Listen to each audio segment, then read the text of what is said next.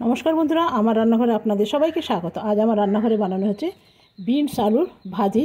এটা রুটি বা ভাতের সাথে ভালো লাগবে। আলুগুলো এরকম লম্বা লম্বা করে কেটে নিয়েছি আর বিনসগুলো এরকম টুকরো করে নিয়েছি। এমনি খুব তাজা তো, হাতে করে ভাঙলেই হয়ে যাচ্ছে। তো আমি হাতে করে রোদে বসে বসে হাতে করেই ভেঙে নিয়েছি। এই যে এইভাবে, এই চাকু টাকুর দরকার পড়ে না। তো চলুন এবার রান্নাটা শুরু করা যাক।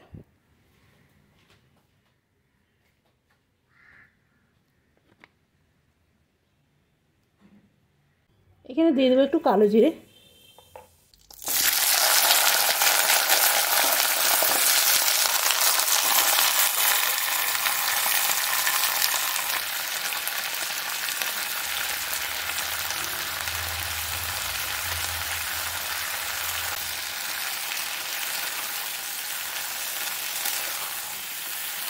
এখানে দিয়ে দেবো আমি পেঁয়াজ, 1 চামচের মতন জিরে আদা দিয়ে এটা নাড়তে হবে। এটার মধ্যে আর জল দেওয়া যাবে না। দিয়ে দেবো একটু ঝাল লঙ্কা। এটার মধ্যে জল দেবো না, এমনি ঢাকা দিয়ে দিয়ে রান্না করব।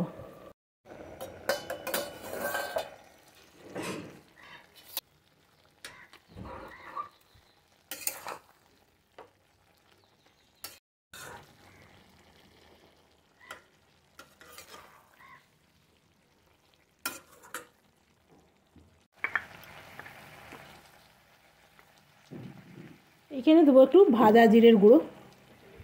খুব আমার হয়ে গেছে, এই রকমই রাখবো।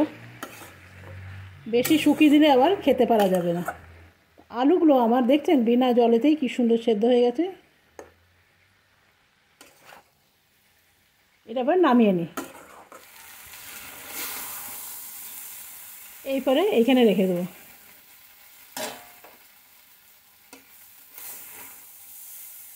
এটা বাচ্চাদের স্কুলে টিফিনের জন্য ভালো, বাচ্চা বড় সবাই খায়। যারা রুটি পরোটা খেতে পছন্দ করেন তাদের জন্য তো এই তরকারিটা একদম সেরা।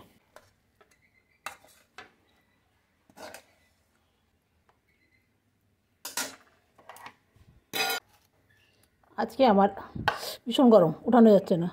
আজকে আমার একদম রেডি। আপনি কোথাও বাসে ট্রেনে দূর জায়গায় গেলে এই জিনিসটা খুবই ভালো। আর এই রকম একটা ঢাকনা নিয়ে নেন, ব্যাস, ঠান্ডা হয়ে গেলে ভরে নেবেন।